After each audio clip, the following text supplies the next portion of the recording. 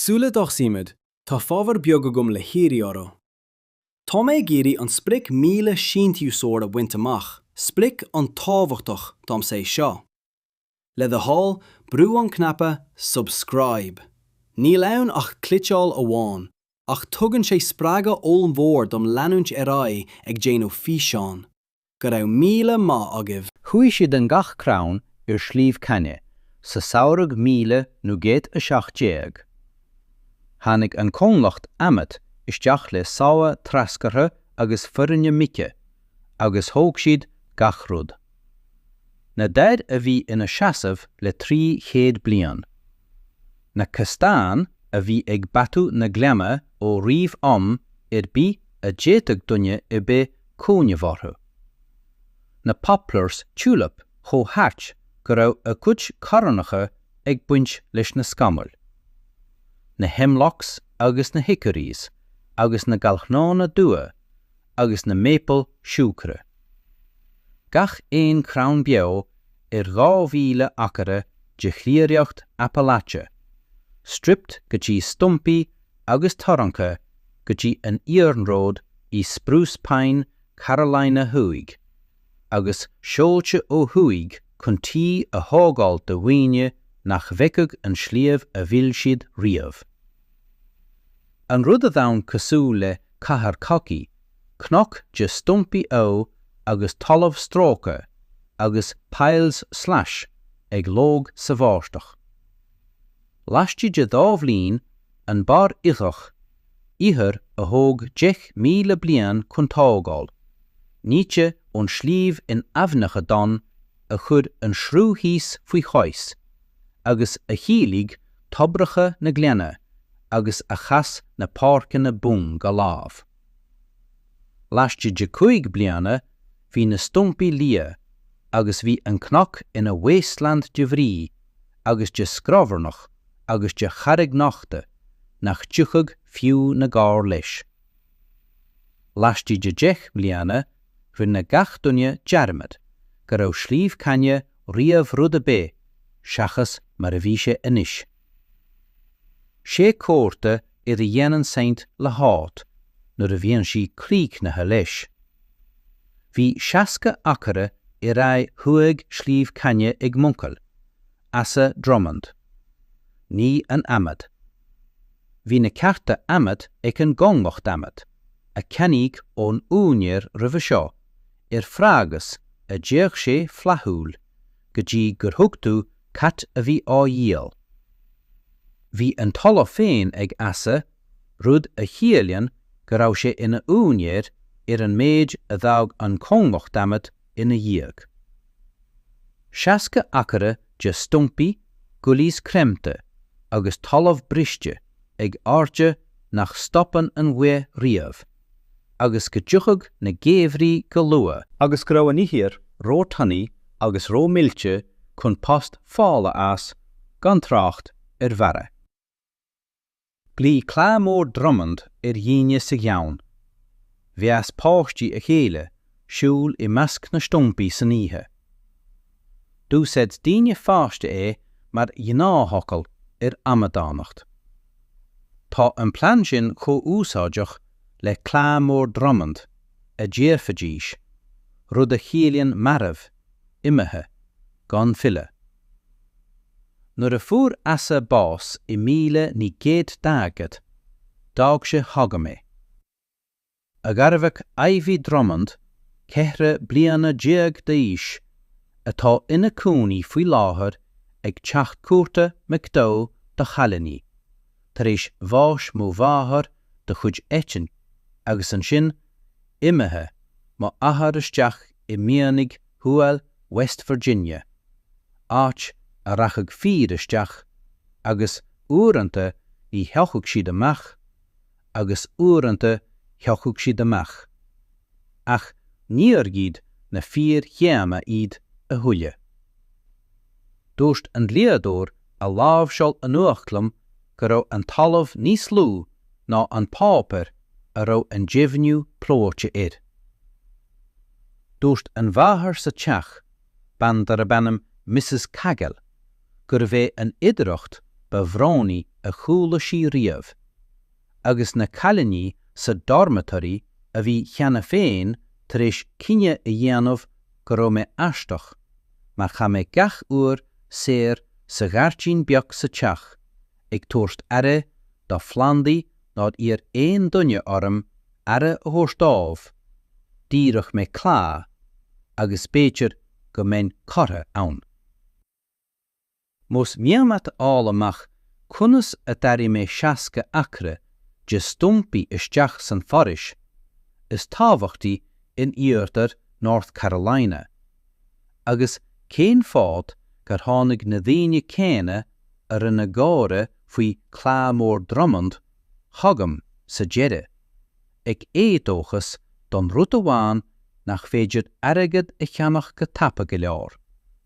Lostal leis an gceannail seo, agus oparlam sna túramí cá, bhfuil tú ag féachant. Mar jou ar an méid a dhás mé ar an Sliabh maribh sin, ní hábháin an leann ach an bealach a thug réigiún umláin cat chuca a raibh forais ann. Tháinig mé go Sliabh Cain ar bhaigean uair I Márta 1910 a hín. Chur fear poist mé ag bun an teanmhóthar logala le mo bhela agus lán pápar, agus thuaim mé suas ar feadh uair an chléig crí scrobbarnach agus brí ag leanúnt rian, a raibh an forais ag irí ag nóthú agus go rathúil den cuid is mó. A níos áirde a thuaim mé is é ba bheasa a fuair sé. Bhí na stumpaí le feiceáil ar dúis, lia, amsir, lómh, scape ar fud an ána, cosúil le fiacla briste. An sin na gúillas, cainneal a snotte isteach sa nach, ag fiche a 3 bliain de rí gan srían. Cuid acu 3 troi ar difneach, ag nachtú Gearradh agus carreg nacht faoi catch a bhí trá ihir safar Sliabh. An sin an folamh, an ispe scá árán éan, gen cahadra glas a chrúthaíonn forais os cion. Díreach spéir oscailte, agus gí, agus díreach Sliabh a úsáideag agus a chréigh. Bhí an bothan ag líne 2010, agus dá chéad troi tocht I cúne carreg ar an nág thuaig. Bhí sé garbh, níos garbh ná an cuid is mó bothan, tácha ó amat. Bhí mo uncle tar a háilte ón oidhreacht logala, le Jean pápar tara, agus simléir piapar tara, agus fuinneoga clúdathe le éadach ola, mar bhí glanne ró chastasach. Ach bhí sé ina seasamh. Agus nuair a doscail mé an doras, agus thiúil mé isteach, fuair mé rutéigen nár luaig an dliadóir, agus nár ahan an bháthair, agus nár samhlaigh na cailíní ag gáire. Bhí mo uncle ag cur plongi. Bhí seanra an bhathan la spás marachtála, agus la neandra. Ar feadh an bhalla ó dheas faoi dhá uinneog a chuaigh an solas isteach, bhí shelf ada, íseal tácha aige, binse plandála, agus ar sé bhí tráidirí amad lán le híthar. Dás an tráidirí gach ceann acu ag cúineáil síalóga. Bhí cuid acu maribh, tírim sa bhíana ó bhas Asa, ach bhí go leor beag a cuid fréamhacha ag cúineáil go stubbornly leis an íthar, a cuid dúilleoga glasa beocha ag sricigh I tró an solas éadach ola, cosúil le paidireacha. Síalóga dair, síalóga castán, hickory, galcnó, poplar, maple. Dahan méiad ó leabhar gardín an tí agus an musteidir obsessa féin ar an tréir ahantais crann a fuair mé I Mosca brontanas an tí, agus a lé mé go tí gur hit na lehannig as a céile. Bhí mo uncle ag bailú síalte ó crann matanas na Sliabh de mágar. Crann nar bhain an comhlacht amat amach, nó nar bhecló agus a chur a cúd síalte ina bothan, ag tabhairt aradómh trína géad bhlín scéal lachalach, sula naistriad ar an gcnoic. Agus bhí sé á dhéanamh ar fad 5 bliain. Fuair mé a cúd tefid I mosca steán faoin leibhe, leabhar nótaí, 1 déag acu ag síne ó 1950 go 1910. 5 bliain de ruiciméadú cuaireamach, cad iad na síalte a bhallaigh sé, cathát ar bhallaigh sé iad, chahain a chur sé iad, cathát ar aistriigh sé iad, cat a bhar agus cat a fuair bás, agus cén fá. Léir scáileanna de na 60 acra le plotaí únrathe. Gach ceann acu ag léirú cuid den chnoic áit, ar chuir sé síluga I srahanna agus I chlódaigh, ag airis ar fatrúin fáist nádúirta foraoise. Cuir mé mo bhróga orthu agus hiúil mé an talamh. Agus ann I measc na stumpaí agus na brí fuair mé iad. Crann ága, 10, 15, 5 bliain díos, scape ar fud an chmoc I páirceanna agus I chlódaigh. Bhí cuid acu beagnach comhartlam. Bhí cín eile ag sruchaigh 5 ná créachta troi cheama féin. Bhí siad tannaí agus gcreidfeá, agus ag fás in ithear cho bocht sin go raibh a cuid fréamhacha ag gramúid an charreg, cosúil le méire. Ach bhí siad beá. Dar agus hickory agus poplar agus maple ag fás sna háiteanna crún a bhí meachcáilte ar léirscáileanna muncal. Bhí Asa Drummond tar éis 5 bliain a chathamh ag a phleanbáil foraoise de lámh, scéal amháin ag an am, tráideara amháin ag an am, séasúr amháin ag an am. Ina éonar ar chiamh a bhí ag gach duine eile tar éis oidhreacht. Ní raibh sé críochnathe. Léirí na léirscáileanna gur chlódaigh sé b'éidir 15 de na 60 acra. Bhí an dáchad a 5 eile fós, stumpaí agus scairs, agus talamh oscailte ag cailí ithearach le gach storm bháistí. Ach bhí sé tosathe, bhí sé cruthathe go féidir é I dhéanamh. Agus anois ba mise an opair. Be an chéad bhliain an ceann ba deacra mar bhí orm gach rud a hólam ag an non ceama. Cumas meireachtal ar chliamh stript. Cunas sialóga a thuairt aire ina dhearra bothain. Agus cunas iad a aistriú chuig cnoic a bhí ag irí go gníomhach é féin a ní sias sa gleann. Tháinig an martanis ar dúis. Tháirg an sliabh níos lú ná mo halas lúis agus bunana shrú a bhí ag brá ar bhúntear eile an sléimhe. Bhí aithhuaig Sliabh Cain nochta, cuia agus tírim. Bhí an bar ithearach imethe gin cuideas mó. Níte amach sna 5 a 3 bliain ó bhí an logáil, agus bhí an méid a bhean tannaí, éigeadach agus níomhdach dín rud nach raibh brí ná péine scrabharnach.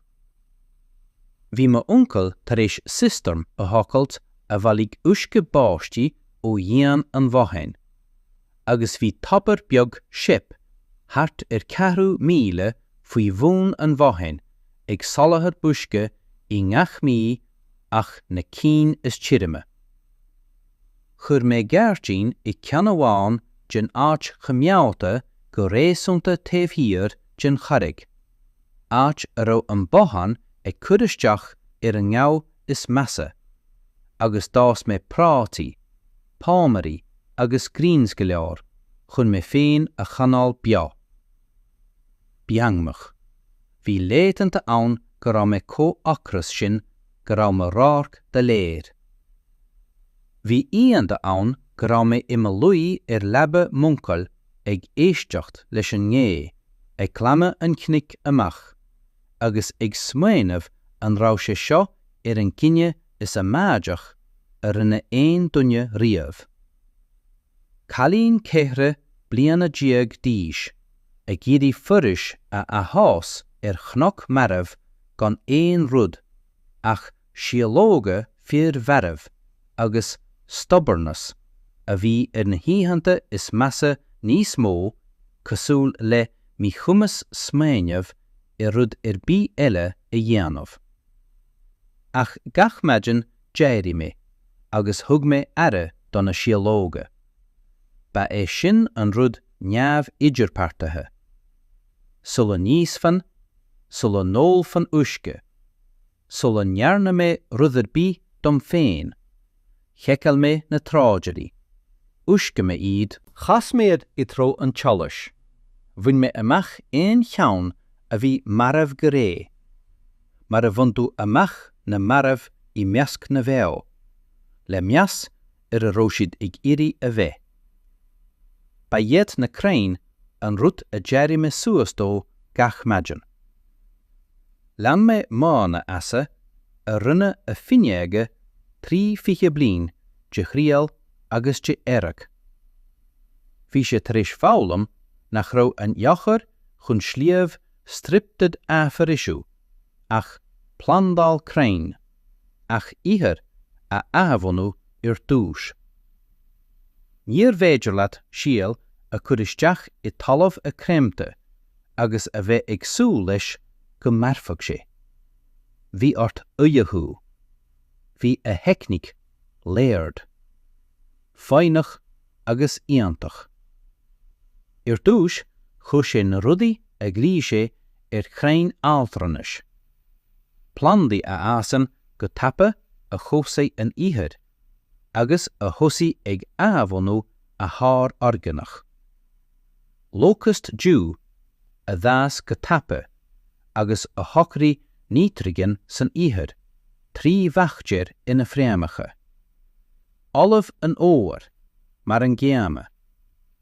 Féire dúchasacha, broom sedge, agus little blue stem, chun an dromchla a chanál I cinne báistí.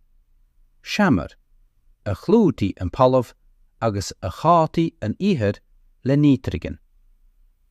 Níomh seo an fáris, ba iad seo an bunúis a dhasag an fáris. Isteach sa talamh uileamh seo. Tar éis séasar amháin ná dhó de chrann altranis. Chus sé na 4 chrann, na dair, na hickories, na galchnóna, na poplars.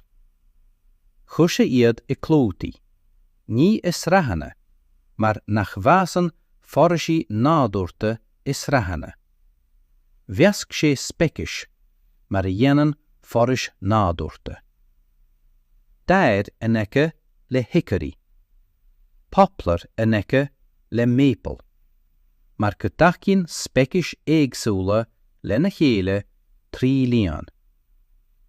Fuair sé mé I mí na pealtaine de mo chéad bhliain a chur síolte in Gleann, I raibh thór an sléomha. Cheas sé ag fearre feag I bhfad, a lábha ina fácií, a aig ag opair 3 rótéigean nach raibh mé I nán a léamh. Chuir do cheannathar an rud seo, a dó sé. Ní ceist a bhí ann. Fad 5 bliain, tá a isacam. Chur mé súil leis. Gach arach bhí sé suas an seo le na chrainn bheacha, ag tochailt pall ag iompar múrainn.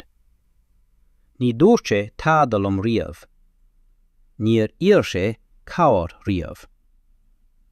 Déach mas an talamh lán cléanta idir na stoci. Dhearr na crann seo, na dearí móra, na cistán. Bhí mé 90 mbliana díos, agus diog siad $2 in aghaidh an léilm, agus ceap mé go raibh mé seibhar. Just fa mis lón ag sú stocaí cethre troi lehad. Chóir na fánaí ceann uair amháin, 300 a 2 bliain. Bhí an crann sin ag fás, sular tháinig na néamh-hialóirí I ddír.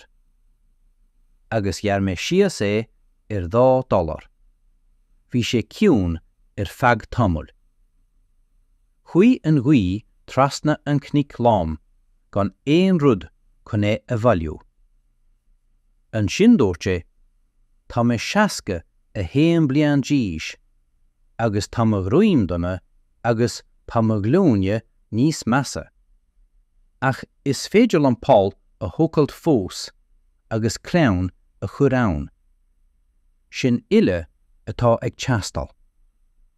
Dúirt mé, tháinig mos gach lá ina dhíth sin. Bhí sé máll, ach bhí sé gan stíamú, agus bhí isige an sliabh bhabhach, nach raibh isagam. Ca raibh an ithear is deimhne, ca raibh an tuisce ag bailiú, ca raibh an ghuí is cineáta. Bhí isige cé na fánaí a bhí tar éis tocú le specas áirithe riamh an Gearradh, mar gur chuimhin leis. Chonaic sé an forais bhuama, bhí sé ag siúil tríd mar fearr óg. Bhí sé tar éis a Gearradh síos crann crann, agus chuimhní sé gach ceann acu. Bhí deir bhean an seo, deirg sé, ag seasamh fáiste lámdin chnoic, ag puinteáil rud bé. An ceannas mó a chonaic mé riamh. Níor féidir le cethar fear a bhaint amach timpeall Thóg sé 3 lá orne a thuairt anuas. Agus an sin, bheit sé ag glúine, agus ag tochailt Paul, agus ag cúisial deir bhean sa tionad céime. Agus ní deirg sé rutar bí eile feag úr an chloig. Deas an forais go máll. Ní dhéanann crann Jeffar déan dunne, ach deas sí. Faoi 1912 hí na plándálacha sinne, de mo cheamathar 15 bliain díos. Cuit acu tríocha troi áirde. A cuid canópais ag tosú, ag dúna, agus ag scáthú na talún faoi bhuinead. Sna limistéir scátha sin bhí rotéin dríochtúil ag tarlunch. Bhí an ithear ag teacht ais, bhalig dulige. Thóg díghádú hamas. Cnoic peise. Gill péistena talón. Bhí bacán le feiceáil logaí lobhag. An ithear tanaí lia gan scéal dag an cónacht lambar ais bhí ag éirí ithear ríis. Darcha, seibhar, beá leis na harganig a dhéanann forais indianta. Agus cá raibh an ithear ais, deas rudaí nua gan mé iad a phleanbal. Bhí bláhanna fianna le feiceáil, trillium agus blodrút, agus Jack in the Pulpit ó hialte a bhí ina cochlag sa talamh feadh na mblianta, ag fannacht leis an scá agus an taise a chrúghain forais. Doscail rathnachs na gleannta tais idir na crann a chur mé. Clúdaí na clocha a bhí lán agus lia le cíanach. Gilleann, warblers, thrushes, woodpeckers, speckies, a teastín forais uathe chun marachtal, agus a bhí as láthair ó Sliabh Cain feadh 20 bliain. Bhí an sliabh ag léas, ní mar gheall gur léas mé ach mar gur thug mé na cúinealacha dó chun é féin a léas. Sin a bhí ar an tuiscint is dohanne de mo hamathar. Taifite ina éanú diagnótaí I 1910. An bhliain dhearannach dá héal. Níl mé ag athás na foraise.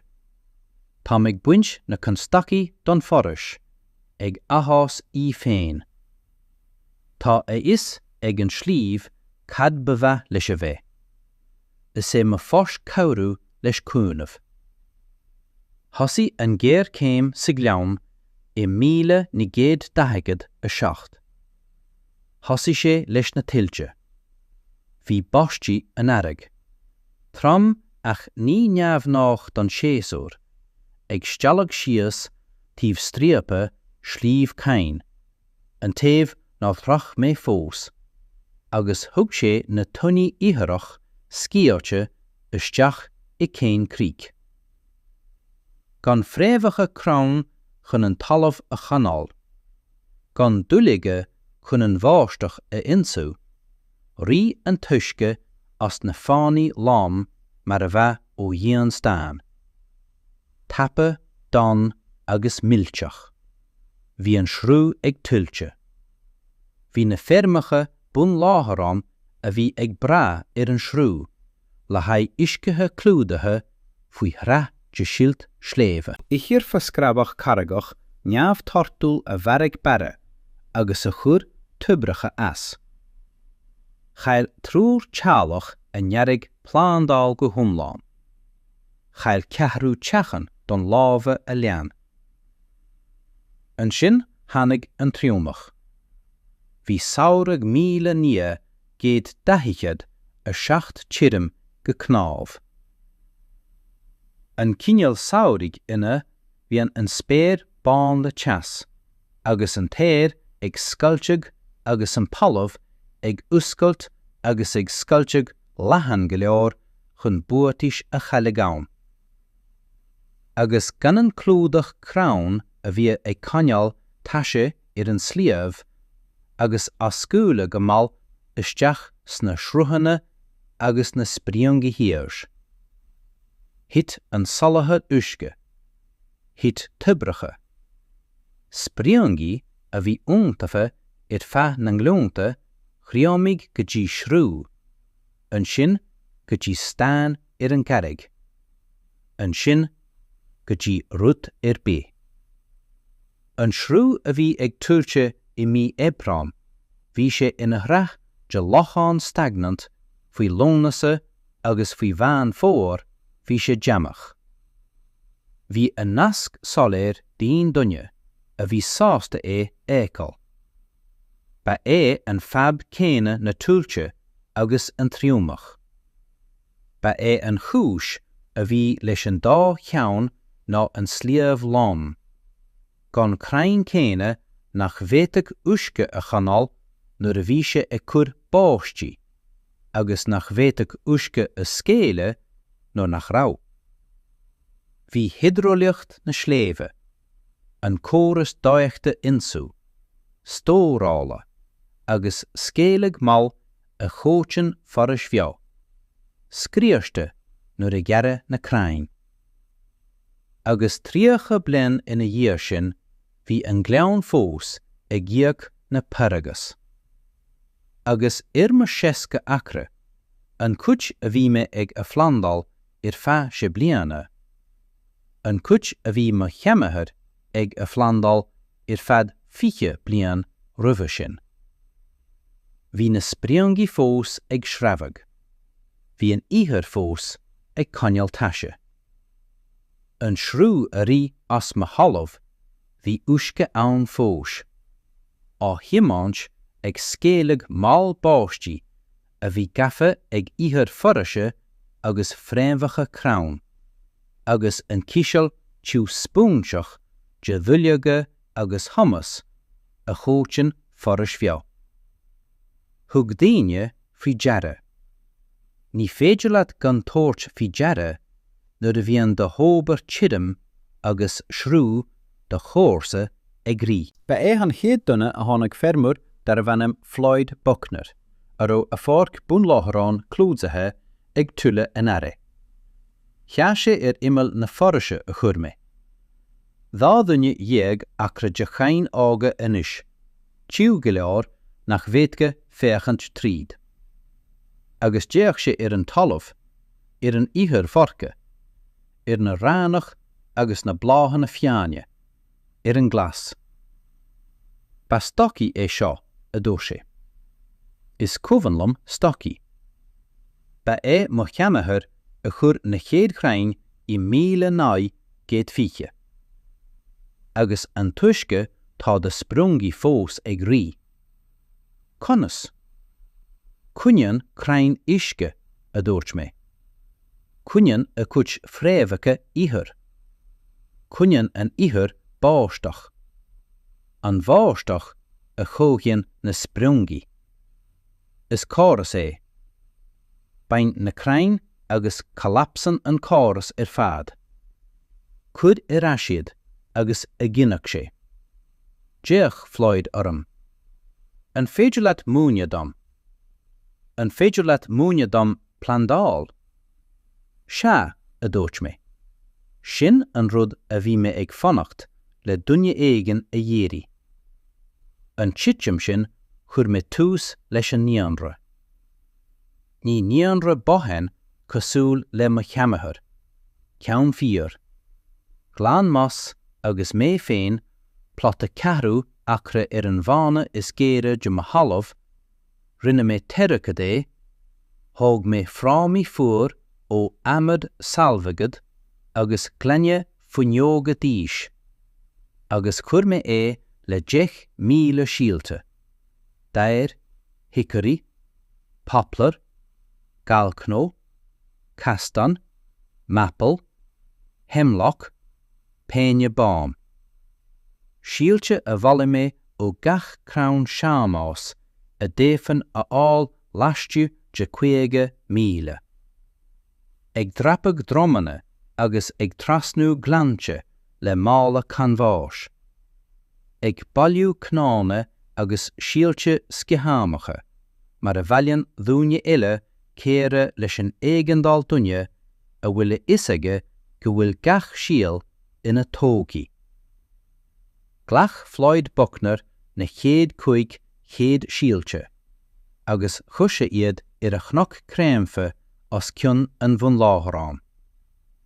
Chuí mé leis an géad lá, agus haspáin mé dó mó Asa.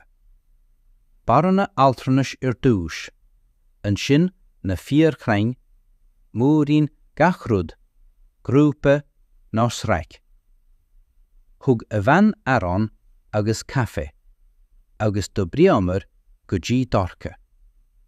Agus nuair a bhí amar críochnathe, seas Floyd imil na plandála úra, agus déach sé 50 síalte a bhí gach ceannacha chomór le peann luacha, agus dúir sé, ní cosúil go bhfuil mórán le seo. Ní bheadh sé feadh 10,000 a dúirt mé. Sin an cuid a chaid tú a chreidiúnt. Glach a córsna níos mó síalte. Faoi 4,000 nó 118 bhí mé ag soláthar gach fermar sa gleann ar cnoc lámaige, agus níor dhear mé éon rud. Ní margheall go bhí mé flathúil, ach mar nach féidir leat murid a dhearra rud éigen a hastín an slíomh chun marachtáil. Bha sé cosúil le murid a dhearra dhuine as analú. Hannig an tofagach foraoiseachta canta, fer dar bannam héal camptam, chun féchant mo oidhreacht I 1919. Bhí sé ina fear ciún, dára a bhí ag géirí feadh 10,000 fermarí in gheanna a chud ina luí orthu a chud cnoic stríopa a afandál le beagnach éon rá. Hiú sé trí na plandálacha sinne de mo cheamahar, anis beagnach 3 bliain díis. Forais óg 4 le canópas dúnta agus fás faoi bhón. Agus hiú sé 3 múneánra le na hraith síalte, agus thuaise stoc imel an forais, agus chuirse a cheann ina lábha. Bhí me ag scríb túrascalacha faoi seo feag 10 míana, a dúir sé. Ní lean éon duine iad, ní éistin éon duine. Agus an seo tá tú, chalín Sliabh, ag déanamh an rud a bhí me ag gimpí canta unláin a dhéanamh. Thosaigh mo cheannaithe ré, a dúirt mé. Lean mé raibh. Is sin an rud is deacra, a dúirt héal, an leanúint raibh. Tháinig héal chun bheith ina chara agam I ngach a lean. Cúis sé míniu stáit fáil dá leathnú an neára. Cúis sé mé I teagháil le clár afaraisithe an Civilian Conservation Corps, ag dul I léig faoinm sin, ach fós gníomhach, agus le séirmhís foraisiachta an stáit, a thosaigh ag seála fearne chun cabhrú leis na 15 acra ile de mo halamh a flambáil. De fáilte sé mohanna me seanachar bhfuilseachán foraoiseachta a dálaí fud na Appalachian Haas. Fós me I 1950. War an cap a bhíar, éalaí iarthach ó chansé buncam a tháinig Sliabh Cain chun staidir a dhéanamh ascabháil talam stríofa, agus fuair sé rotigan nach raibh súil leis. Ben 20 bliain díos a thug behéiliocht iarthach níos fearr ná a lán dá cógleachata ollscoile. Bhí waran ard agus cuaramach, agus bhí bealach aige ag féachant an talamh, a cuirfeag an éiles tú go raibh crunne ann a bhí tú ag siúil thairis feag do héal gan é a eiceáil. Bhí trúr páistieagan an Sliabh. Deas siad suas I bharis a dásló, ag fáil airde agus dibhnacht agus castocht gach blian, ag líana na bearnaí itir plandálacha bunne, mo cheannathar agus mo chuid féin, ag éirí rotigan nach raibh daoine a chúmhaní na stocaí in ann a chreideont. Fuair Moss Hensley bás I 1950 a dó. Ag 60 a dó chur me allachach an Sliabh, ag cranóg de dharbán a chur sé féin. Chuig chrainn anis, fiche trai airde, ag fás sanáit chas sa bhlín 1968. Scríb waran agus mé féin leor le chéile, The Stump and the Seed. Traid céige bliain de heabhlach chun sléimhte fás le henam Asa an clúdach in aice lanar cuid féin. Fuair waran bás sa bhlín 1908 a héin san óbhar faoi cheanndíomh de chall nar bhí ann nuair a bhuailmuid. Allach mé in aice le ciannach I ngeann na crann darach bán áit, a raibh na crann daithid trai airde anis, agus an talamh faoi cháisacail clúdathe le rathannach. Lean mé raibh ag cur. Bhí mé 60 bliain díos faoi nam dúirt Mólóine, stop. Agus fiú an sin chur mé ó bhálcán, ag líana prálaí le híthir, ag brú siúrte isteach sa darchadas, ag iscáiliad le fáinne dunne, a thucann gur brantanas da dunne nach módíonn tú riamh crann a chuirtar inniu. Fuair mé bás san airach, de 1908 a ní, ag 60 a 7 an Sliabh, sa chabán a hág me cheannathar. Fuair siad mé an minsa plandála le hithir mo lábha agus trálaí, de hialte darach as mo chóir. Gach ceann arlach airde, ag srichi amach chuig solas na finneoige. Dúirt mo iníam gur cosún go raibh mé ag tabhairt aire do rudéigean. Dúirt mo bhaic gur cosúil go raibh mé fós ag fás. Seasan an chail. Ní sean áfsaí. Págan sin na cianta. Ach tá sí fiar agus tá sí beá agus tá sí ag déanamh cat a dhéanaan cilte. Ag coineal oidhreacht, ag coineal uisce, ag coineal an sléibhe le chéile, I cin an dontaranca agus an aimseir atá ag gcreidh a ní go dtí rut bí. Ibreann an níonra fós, á ráchtal ag minion achtala, ag táirge 60,000 síalta sa bhliain. Clúdaíonn Ivy Drummond anois, ní 60 ach 400 acre. De réir mar a chur comúnéirí talón crann ón mastach ar a gcuid cnoic stríochta féin ar an gcasán a théan ón lean go dtí an cábán ag an áit a tuigeann tú isteach sa chail den chéadúr agus aithríonn an solas ó spéir oscailte go scá glas. Agus fuairíonn an téir agus cuireann fuaim githe agus duilleoga in ionad, tost na hiireach nacht. Pá córa amadán. Léann sé, cuire an chail seo de lámh. Thosaigh Asa Drummond sa bhliain 1920. Len Ivy Drummond cóp I raibh, rinne an Sliabh an cuid eile. Mar sin, lig dom rudéigean a churart. Cad atá stríochta lán I de héal. Cad é an Sliabh muín, féideachachta, Dóchas, a Gearradh go dtí stúacanna ag dhaoine a thág an méid a bhí uathe agus a dág tú leis an scríos. Agus cad a tharlód dá ginfe inniu scéal a bháin a chur, ní cail umlám.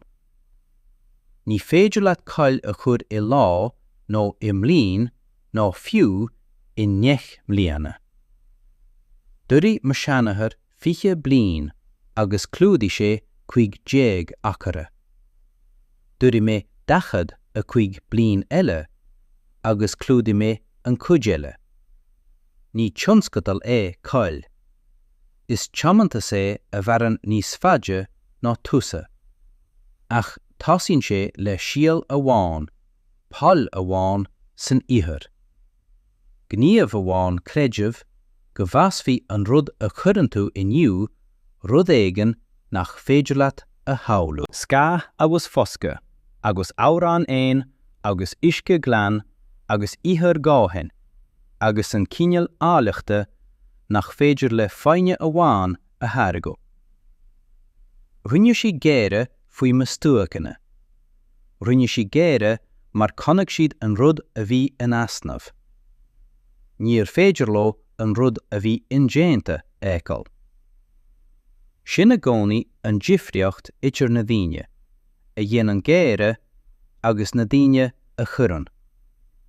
Má bhog an scéal seo tú, má rinne sé tú smaoineamh ar na stúacanna I de héal agus na síalte I de lámha. Bhfuil sinntiús le haghaidh tuilleadh scéalta faoi ghená daoine a chur a ríis cat a bhí scríosta ag an domhan. Tá de Sliabh ag famach. Tá an iarthar tanaí ach tá sí ann. Tosaigh ag cur.